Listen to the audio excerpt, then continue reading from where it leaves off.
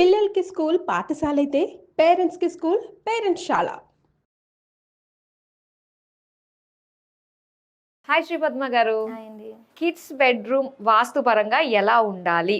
ఈ ఒక్క టైటిల్ తోటి మొత్తం డీటెయిల్డ్ ఇన్ఫర్మేషన్ అంతా కూడా ఇప్పుడు ఇందులో ఉండబోతుంది. సో ముఖ్యంగా అయితే వాస్తు పరంగా ఏ డైరెక్షన్‌లో కిడ్స్ బెడ్రూమ్ ఉండాలంటారు అసలు? పిల్లల బెడ్రూమ్ అనేటువంటిది సామాన్యంగా వెస్ట్ పడమరలో కానీ లేకపోతే వాయువ్యం స్థానంలో కానీ ఈ రెండు స్థానాలు పిల్లల బెడ్రూమ్లకి చాలా మంచిది. ఓకే. ఇప్పుడు సహజంగా వాస్తుపరంగా చూసుకున్నట్లయితే అబ్బాయికి పడమర భాగాన అంటే వెస్ట్లో ఇవ్వండి, ఆడపిల్లకి వాయువ్య స్థానంలో ఇవ్వండి అని అంటారు. ఒకవేళ పడమరలో కానీ వాయువ్యంలో ఈ రెండిట్లో ఏదైనా మనకి దొరకలేదు, అది ఇంటర్చేంజ్ అయినా కూడా ఏం తప్పేం లేదు దాంట్లో. అయితే వాయువ్య స్థానము అని ఎందుకంటారు అని అంటే ఒక ఆనకప్పుడు ఆడపిల్లల ఇంట్లో ఉన్నవాళ్ళు ఒక వయసు వచ్చాక ఆ గదిలో ఉంటే తొందరగా సంబంధాలు వచ్చి వెళ్ళిపోతారు. అందుకే ఆఖరికి వచ్చి అక్కడ గెస్ట్ బెడ్రూమ్లు కూడా అక్కడ పెట్టండి అంటారు. ఎందుకంటే ఇంటికి వచ్చిన వాళ్ళు తొందరగా వెళ్ళిపోవాలి, ఇంట్లో ఉండొద్దు అని ఉద్దేశం. అయితే ఏంటంటే ఇక్కడ మరి అబ్బాయిలు పెడితే బాబాయ్ అబ్బాయిలు వెళ్ళిపోతారా అనుకునేందుకు కాదు. అబ్బాయిలైనా అమ్మాయిలైనా ఒక స్టేజ్ వచ్చాక చదువుల రూపంలో కానీ పెళ్లిళ్ళ రూపంలో కానీ ఖచ్చితంగా వాళ్ళకు ఒక పరివర్తన అనేటువంటిది వాళ్ళ జీవితంలో జరుగుతుంది. కాబట్టి ఇంకొకటి ఏంటంటే పిల్లలకి ఎప్పుడు కూడా వాయువ్య స్థానంలో కనుక ఎప్పుడైతే బెడ్రూమ్ ఉంటుందో వాళ్ళు చురుకుగా చలాకీగా ఉంటారు. అంటే వాయువుకి ఎంతైతే ఆ యాక్టివ్నెస్ ఉంటుందో పిల్లల్లో అంత యాక్టివ్నెస్ అనేటువంటిది ఉంటుంది. ప్రొవైడెడ్లీ ఆ బెడ్రూమ్ వాస్తు పరంగా ఉండాలి. వాస్తుకు సంబంధించినటువంటి ఏవైతే ప్రిన్సిపల్స్ ఉంటాయంటే రూమ్కి కిటికీస్ లేకపోవటము, లేదంటే సరైన ప్లేస్మెంట్లో లేకపోవటము, తలుపు లేకపోవటము, లేకపోతే తలుపు కిటికీ రెండూ లేకపోవటం, ఈ రెండిట్లో ఏదైనా ఒకటి ఉన్నా కనీసం పర్వాలేదు, ఈ రెండూ లేకపోవటము, మొత్తం అంతా క్లోజ్డ్గా ఉండి ఏదో పేరుకు ఉందంటే ఉంది అన్నట్టు రాంగ్ డైరెక్షన్లో కిటికీ ఉండటం, ఇలాంటివన్నీ కొన్ని వాస్తు అంశాలు ఉంటాయి. అవి పాటించుకుంటూ ఇతర నియమాల్ని కనుక మనం పాటించుకోగలిగితే చాలా వండర్ఫుల్ రిజల్ట్స్ వస్తాయి.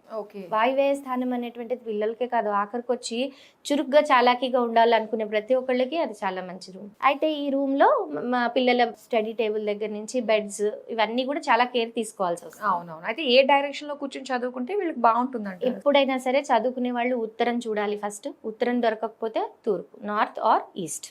ఈ రెండు directions are the first directions. ఇప్పుడు ఈ మధ్య బంక్ బెడ్స్ లాగా వస్తున్నాయి కాబట్టి పైన కింద లాగా, సో బంక్ బెడ్స్ అసలు అలౌడే కాదు, అసలు ఎప్పుడు బంక్ బెడ్స్ వాడకూడదు. ఫస్ట్ థింగ్ ఏంటంటే బంక్ బెడ్స్ లో 2 వెరైటీస్, ఒకటి చెక్క ఒకటి మెటల్ వస్తాయి. ఎవరైనా సరే మెటల్ బెడ్స్ వాడకండి, చిన్న పెద్ద తారతమ్యం లేదు, మెటల్ బెడ్స్ వాడకూడదు. మెటల్ బెడ్స్ అస్సలు పనికిరావు. రెండోది చెక్క బెడ్స్ అయినా సరే బంక్ బెడ్స్ వేస్తున్నాం కదా అనేసి బంక్ బెడ్స్ కూడా పనికిరావు. ఎందుకంటే అది కిందనున్న వాళ్ళకి చాలా ఎఫెక్ట్ అవుతుంది. ఎప్పుడు పడుకున్నప్పుడు పైన ఒక బరువు లాగా ఉండకూడదు, అందుకే బీమ్స్ కింద పడుకోకండి అంటారు. ఎప్పుడు కూడా ఒక వెయిట్ అనేటువంటిది తల మీద ఉన్నప్పుడు పడుకునే వాళ్ళకి హెల్త్ ప్రాబ్లమ్స్ వస్తాయి, కింద పడుకునే వాళ్ళకి. ఇది గుర్తుపెట్టుకోండి. ఎప్పుడు అలా సందుల్లో పడుకోవటము, 2 గుమ్మాల మధ్యలో పడుకోవటము ఇలాంటివి చేయకూడదు. కాబట్టి బంక్ బెడ్స్ అనేటువంటిది కుదరదు. అయితే పిల్లలు కదా, వాళ్ళకి కార్ షేప్ ఉన్న బెడ్లు, ఫ్లవర్ షేప్ ఉన్న బెడ్లు ఇలాంటివి చాలా ఇష్టపడుతుంటారు. ఏదేమైనా కొద్దో గొప్ప స్క్వేర్ ఆర్ రెక్టాంగిల్ షేప్లో ఉండేటువంటి షేప్స్ని ఎంచుకోగలిగితే బెటర్. బేసిక్ బెడ్ని పైన మీరు ఏదైనా డిజైనింగ్ చేయించుకోండి, అది వేరే విషయం.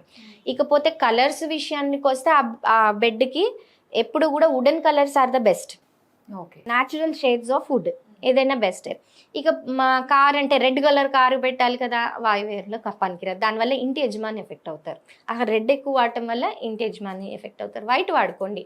మూన్ ఆ వాయువ్య స్థానంలో వాయుదేవుడికే కాకుండా చంద్రుడు కూడా ఆధిపత్యం ఉంటుంది. అంటే వైట్ ఎక్కువగా అక్కడ వాడగలిగితే చాలా మంచి రిజల్ట్స్ అనేటువంటిది వస్తుంది. అలాగే వెస్ట్ వాల్ ఏదైనా బాగా పెద్దగా ఉంది, మీరు డార్క్ కలర్సే మేము వాడాలనుకుంటున్నాము అంటే డార్క్ బ్లూని అక్కడ ఒక్క ప్లేస్లో వాడచ్చు.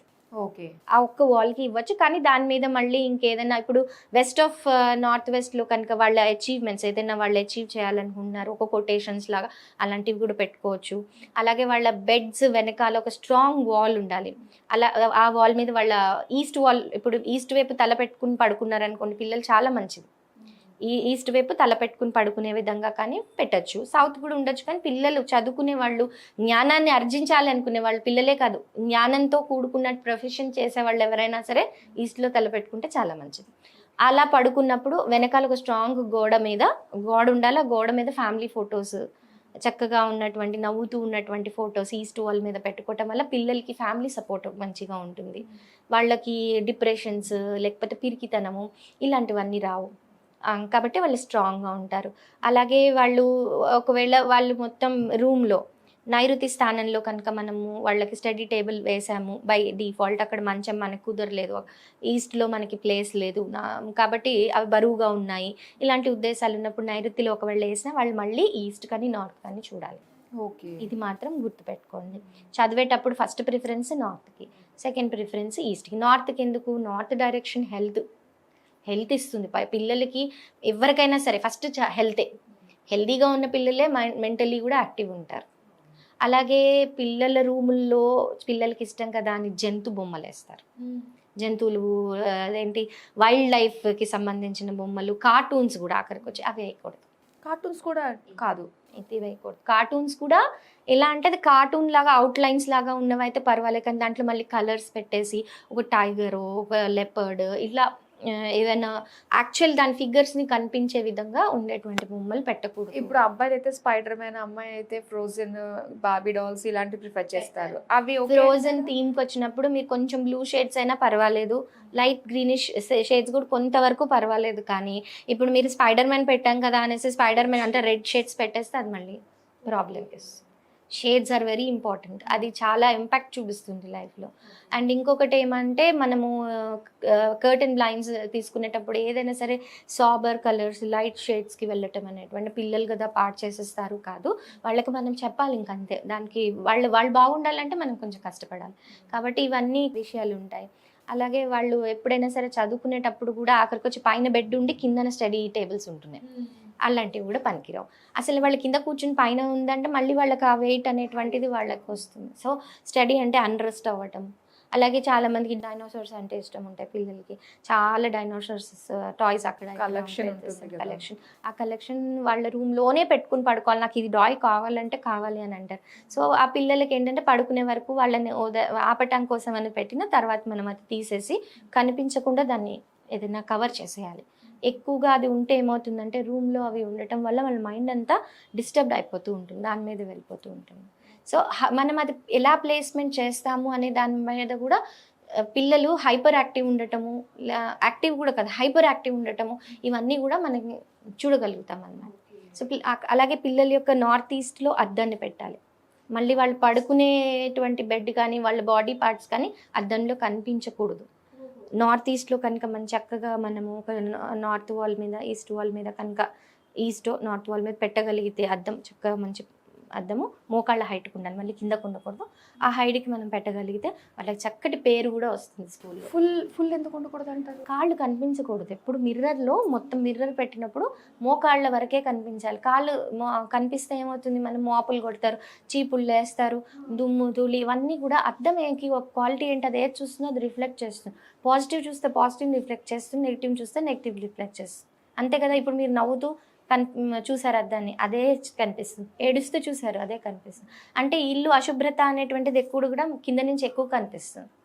అదేంటంటే ఇప్పుడు ఆర్కిటెక్ట్స్ కూడా ఏం చేస్తారు, అద్దాలని వాడతారు. షాప్స్ అవి ఉంటాయి, కాళ్ళకి అద్దాలు పెడతారు కిందన. ఎందుకు?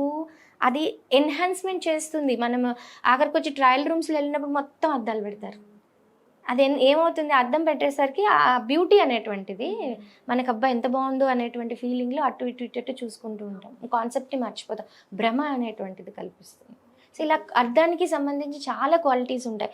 అద్దం అనేటువంటిది చాలా జాగ్రత్తగా వాడాలి, అది పిల్లల రూమ్లో ఇంకా జాగ్రత్తగా వాడాలి. సో అద్దం అనేటువంటిది మన ఒక హైట్స్కి కూడా తీసుకెళ్ళిపోగలదు ఒక అద్దం. అదే మళ్ళీ మనని ప్రాబ్లమ్స్ కూడా క్రియేట్ చేయగలదు. ఇది చాలా ఇంట్రెస్టింగ్గా ఉందండి. అద్దం గురించి అయితే డీటెయిల్గా టాపిక్కే చేయాల్సిందే తప్పకుండా. సో మొత్తం మీద అయితే కిడ్స్ బెడ్రూమ్కి సంబంధించి డూస్ డోంట్స్ అన్నీ కూడా చాలా చక్కగా తెలియజేసినందుకు థ్యాంక్ యూ సో మచ్.